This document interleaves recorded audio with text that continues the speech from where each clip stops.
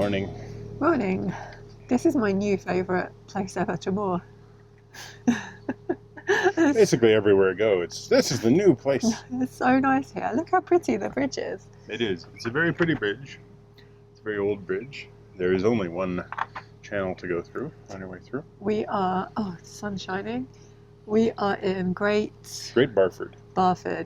And we kind of played the system here a bit because there's some GOBA moorings on the other side, which are 48 hours, and there's some EA moorings on this side, which are 48 hours. So 96 hours after we arrived. 48 over there. Okay. 48 over here. And, so yeah, we had 48 on each. Yeah. Which is a bit cheeky, but it hasn't been busy. There's been spaces every night, so. It's been essentially empty. Yeah, most of the time. Partially because there's a notification up from the middle of July that says there's a great big bloody tree right here, and there isn't. So closing the mooring. Yeah, not sure when that happened, but yeah. Well, I know when it happened because the notification says when it happened. But anyway, not sure when it got cleaned up. There's a beautiful field for George over there, and then there's a little bit of green over here, which the locals come down and use to launch little boats from and swim from and have picnics. And there's a pub just over there, which we sat outside and had a drink. The Anchor Inn. It's quite a lovely pub. Unfortunately, we were going to go there for lunch yesterday, but the abundance of rain that came down suddenly stopped us because they unfortunately do not have any indoor seating where they allow dogs. And we weren't going to leave George at home. No. They have lots of outdoor seating, but uncovered, so wet. And there's a little walk to town with a post office, so I could carry on sending maps and earrings. And there's also a very nice Indian, well actually, I guess it's Nepalese because it's it's Nepalese / Indian / Chinese / just do Chinese Bangladeshi. Stuff.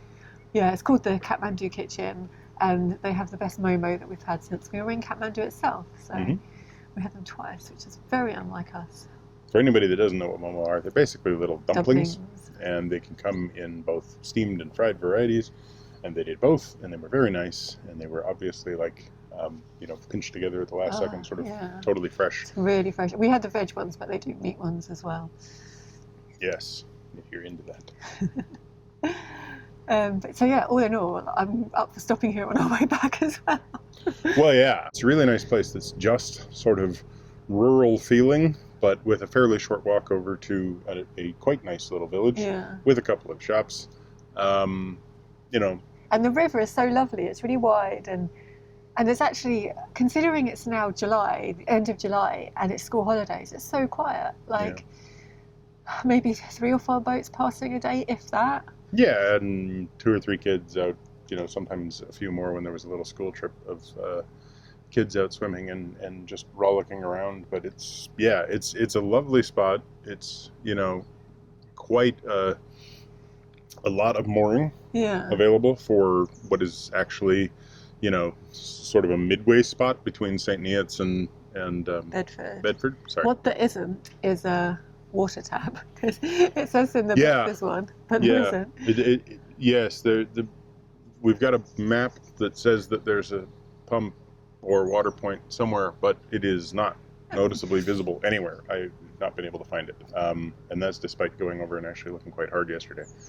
So we're going to drag we're going to drag ourselves away today towards Bedford, and I thought we'd make it to Bedford, but then Michael just said, we're a little bit towards Bedford, so we might stop before that. Because you've really, without saying anything, you've convinced me that we shouldn't go all the way today. Well, it's been such a pleasant trip. Yeah. Like the Ouse has been just a little bit more relaxing because it's not all narrow canals and not, kind of these punctuated lock flights. You can sort of take more time. Yeah. And we found that pretty much every one of the moorings we've been to has been one in which the next morning you've said, oh, this is my new favorite place. So, that's true, actually. I just kind of like, while we're over here and we have the opportunity. And it's the summer. And there's, not too much, darkness and rain and everything. Like, let's just enjoy it while we're going. And especially as we're coming towards the end of the network, and at the end we're going to do some work on the boat. The more we can delay that, the better. Exactly. Kind of like, let's push that back a little bit. All right, let's go. Yeah, so several locks between us and the place Bedford. Why is that? Yeah, it's called the Bedford Ouse. And like, I knew we were near Milton Keynes in Bedford, but we're surprisingly near Milton Keynes, but yeah. not by boat, just no, by... unfortunately. But it's like a relatively... You could walk the distance between Bedford and Milton I'm Keynes. not sure about that. You could walk the distance between Bedford and Milton Keynes. But yeah, no, between us and Bedford there are several locks still, and some interesting river conditions to think about. Lots of bridges and stuff once we get up to Bedford itself. So we're just about to go, and we found the water point. There's a boat just there that's using it, and the water point is just there. And I saw them unwinding a hose, and I was like, oh my god, that must be it. So that's really annoying, but never mind.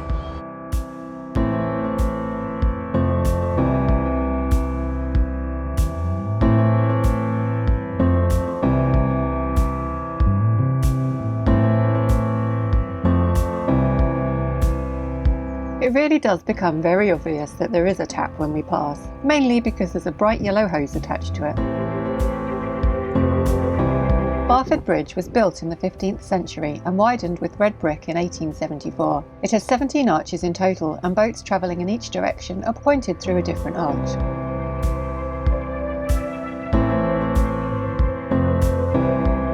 There's a slightly impatient swan waiting for its breakfast here. Either that or it's about to go paddleboarding.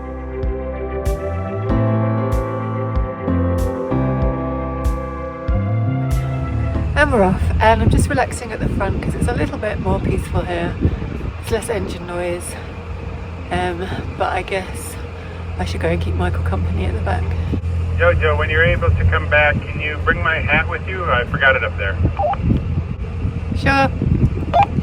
Thank you. So it looks like I'm not going to sit at the front and relax. I'm going to take him his hat and probably stay there.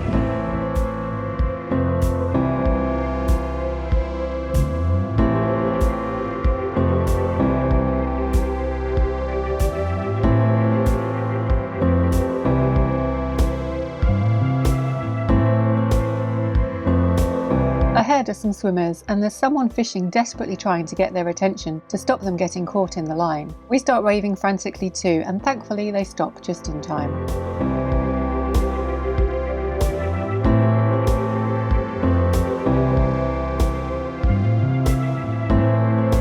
On our left here is a channel that leads to some EA moorings, and it also once led to a lock, but that lock's no longer in use.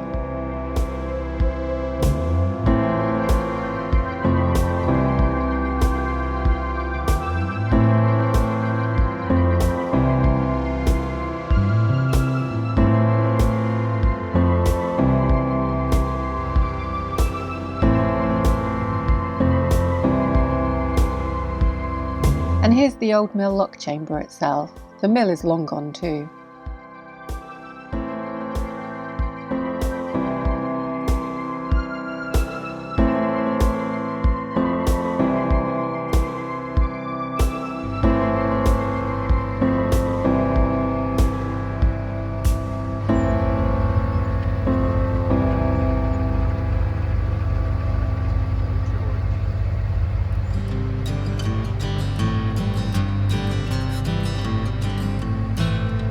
Bedford Ouse is generally pretty wide, but we meet the first boat of the day in a fairly narrow section, so we pause in place to let the boat pass.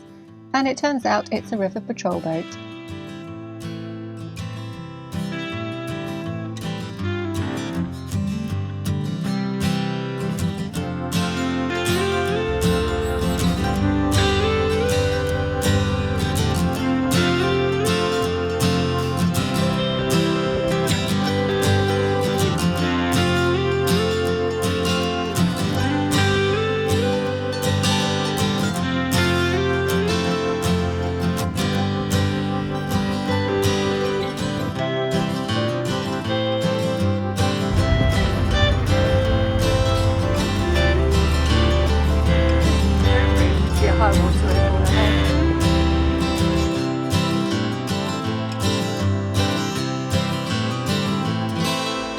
Just got to the first lock and for a change, it's open for us. So Michael's just reversing up so that he can go in after dropping me and George off on the pontoon.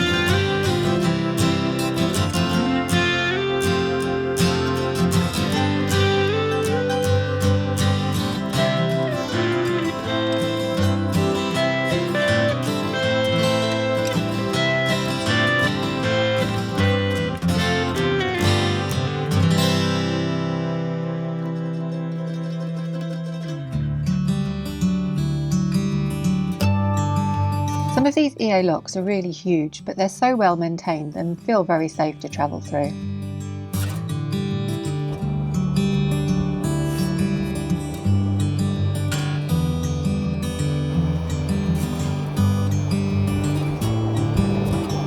So these locks are really well maintained and I really like them. And they also have this really useful colour-coded thing up here. So when the paddle's raised, the pole raises out of like the case, and when the paddle's all the way up you can see that there's a little red kind of painted bit, so you can know at a real quick glance if the paddle's been left open or not, or if you forgot to shut it, so it's really useful.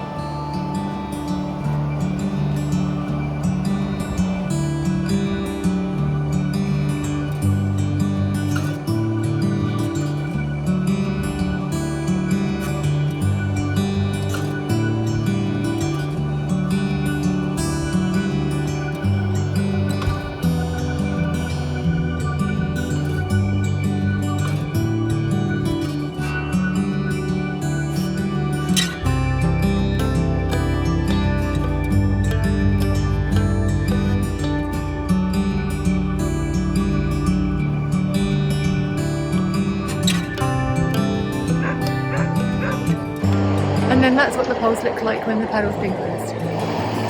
Don't worry George, we didn't forget you.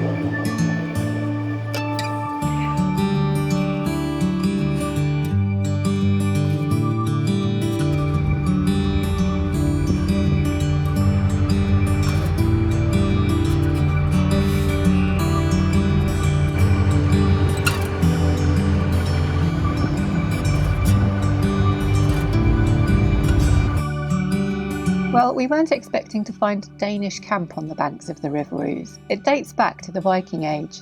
It's an English Heritage Scheduled Ancient Monument and has one of the few remaining water-filled moats from the Viking Age. It's open to the public and there's a restaurant here and boat trips, and it's fairly busy when we pass.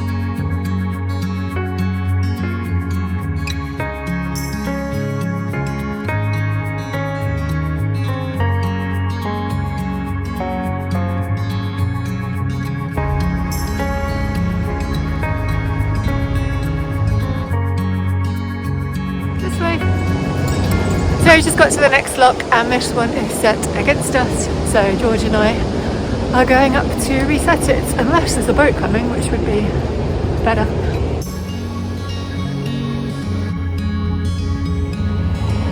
So I've just parked George at the lock, and this one's a bit different because there's paddles that are halfway down the lock, not by the gates, so there's some instructions, so I'm going to go and give those a read.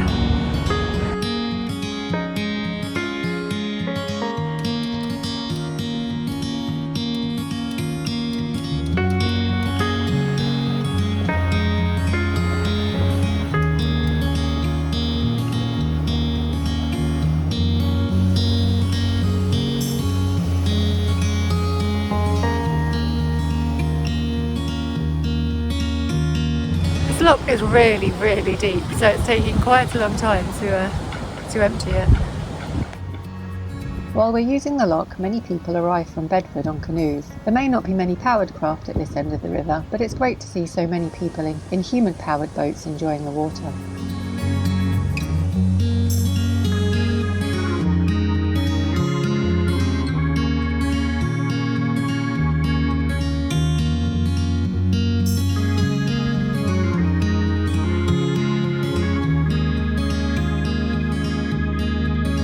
As the water enters the lock chamber from the side, it pins the boat against the lock wall, causing minimal movement in the lock.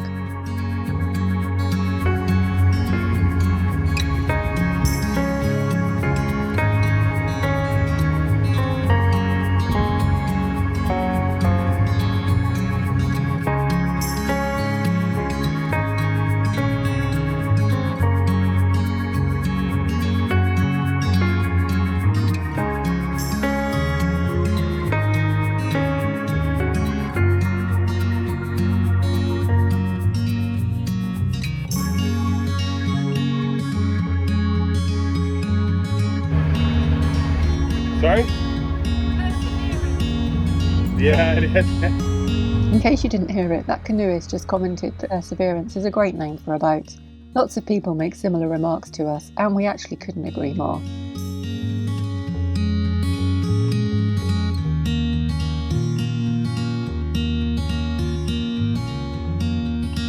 We start to see some clues that we're finally approaching the town of Bedford, and after over 2 months since we came onto the Grey Twos, we're now nearing the end of the navigation.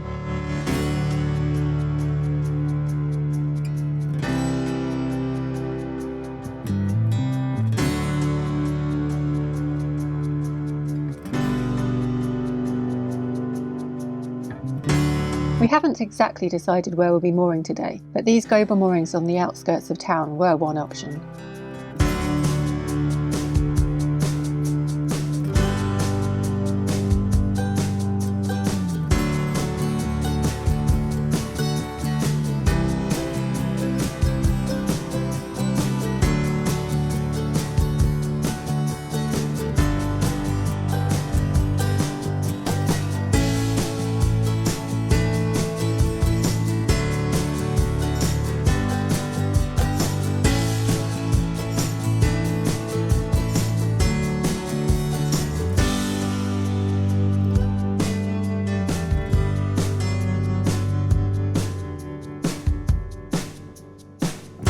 The river splits ahead, but the sign pointing the way of the navigation is pretty hidden by vegetation. When this happens, and it happens often, it's really useful to have a map to hand.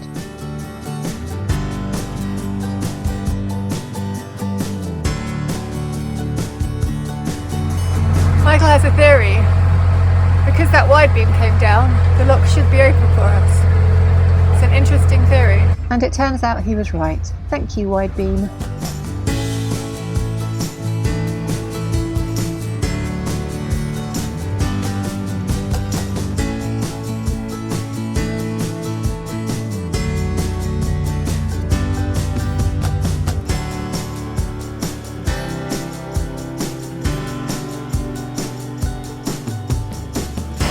My goodness, those gates were heavy. They've got really short arms, so you don't have as much leverage. But on the top gate, we are back to the guillotines, and it's electronic, so yay!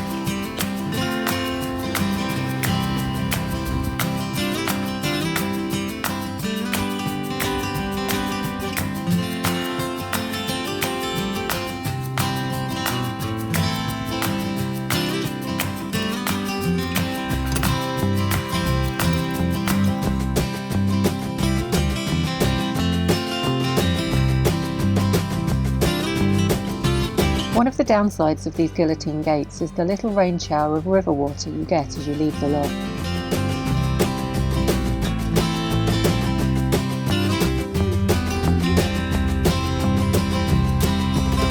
There's a mooring outside the Barnes Hotel, but it's currently shut after flooding last year when the river burst its banks.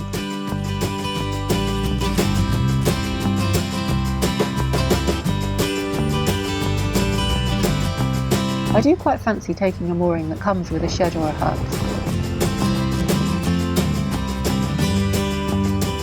This is Cardington Wharf, home of the Bedford Boat Club.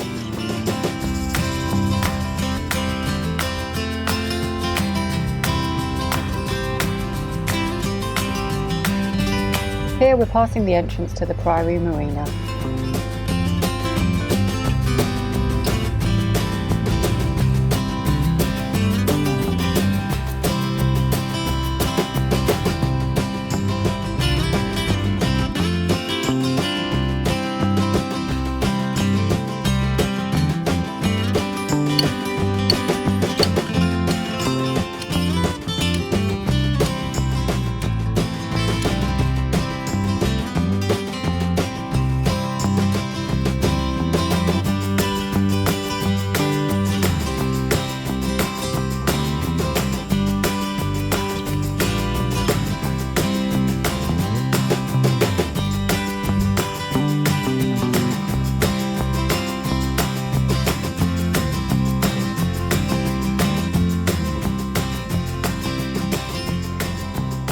Clued.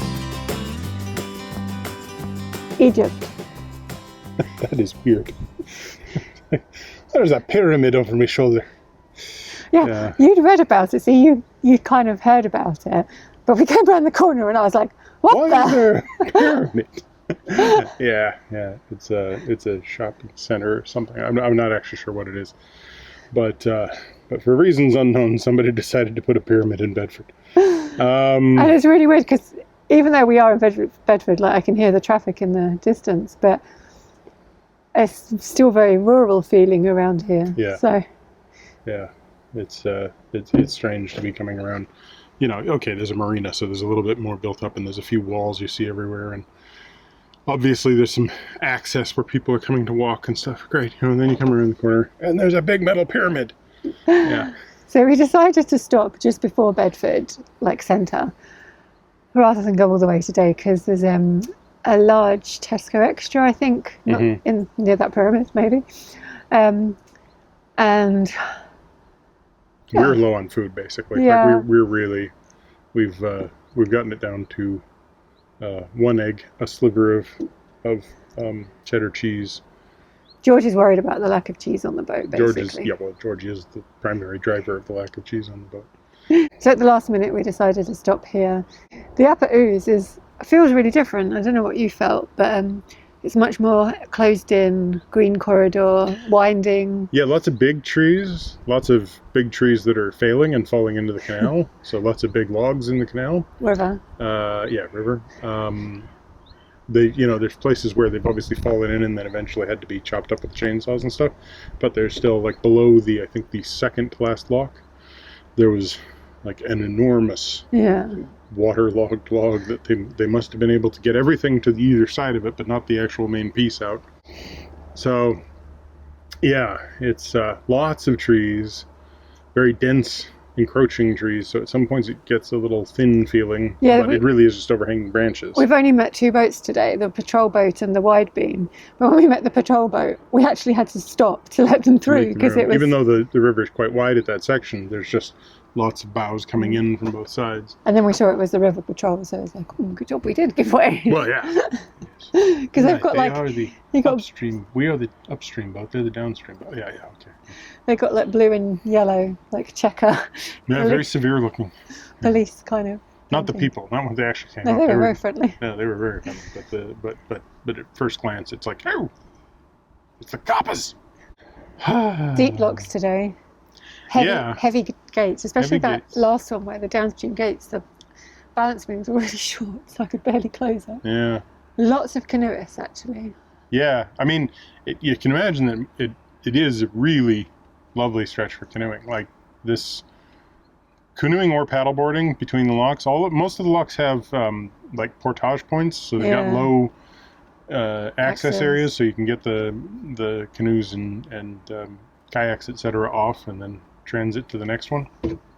And yeah, it's just like a beautiful stretch. Lots of little side channels you could take a kayak or canoe up, leading under all sorts of, you know, there's a couple of little islands and eyots and stuff, and yeah, it looks like a really nice place to have a good, you know, canoe, paddles, and just be able to have a lot to wander and explore. Just to be somewhere at the end of July, actually there's another boat coming now, and only see 3 boats on the move is really like such a treat. Yeah, it really is, compared to the Trent and Mersey. The Trent and Mersey and everything, where at this time of year it would just be chock-a-block of boats. Yeah, well, this time last year we were on the Leeds-Liverpool. That was pretty chock-a-block. It wasn't too bad. The West End wasn't bad, but the East End was busy. A year before that we were on the Trent and Mersey. I think a year before that we were in London. So it's actually nice to be... And the year before that we were in... The K&A. Yeah, it's... so it's really nice to be spending the summer somewhere so quiet. Yeah, we really, I mean, that's the thing. The Bedford Ouse and the Ely Ouse, like pretty much the entirety of the Ouse system has been just gorgeous. Yeah. And it's almost like we saved the best till last. Yeah. It's up there. Yeah, it really is. I mean, it's just, there's so much of this section where it not for the fact that if you lived on this section and you didn't have the extra fees and you weren't paying for sort of 2 mooring or 2 licensing systems and all of that. If you were just based here. Yeah, I can see why people don't leave. Yeah. Like, I wish, for purposes of being able to have more people see the system, I wish they had more coordination between the 2. Well, yeah, and if they ever open up Bedford to Milton Keynes, it will definitely get a lot busier. Yeah. George has gone in the grass. So for the moment, maybe it's a good thing that they haven't gotten that connection made yet. Because we like it quiet. It is. We do like other boaters. It is a beautiful stretch here. I like other boaters. I just don't necessarily like... to share the water with them. Yeah. Yeah, I'm happy to moor up beside them and say hello. I just don't want to have to go around them in the traffic. So anyway. Yeah. Beautiful. Lunchtime now. And according to Joe, in French, these are clouds. So we're going to try and get out from underneath the clouds before it begins to rain too heavily. You make me sound very... what's the word? Ignorant? I don't know the word for cloud in, say, German. I got no idea. I'm sure somebody put comments with a K. I'm pretty sure it's cloud with a K. Cloud! Yeah, I terrified a poor little doggy today. It was really funny. I was coming up the lock. He came running up, was looking at you. Oh, hi, friendly. Yeah. Oh, ooh, boat. Interesting. Ooh, George. Okay, that looks cool. Came down, looked at the back of the boat, saw me coming up, and was just kind of like, huh? Well, if you imagine, then I spoke, and he just was like, oh my God. If you imagine, from the dog's point of view, he just sees the ground, and then this person just rising out from really slowly. It's Cthulhu. But luckily, it isn't Cthulhu. So, yeah, possibly Gojira. So, thanks for watching. Give us a thumbs up, comment down below, subscribe if you haven't already, subscribe to Minimalist Maximal Velocity if you want our time-lapse videos, and click that bell if you want to get notifications about the kind of nonsense that we are known for. He's known for. Me especially, yeah.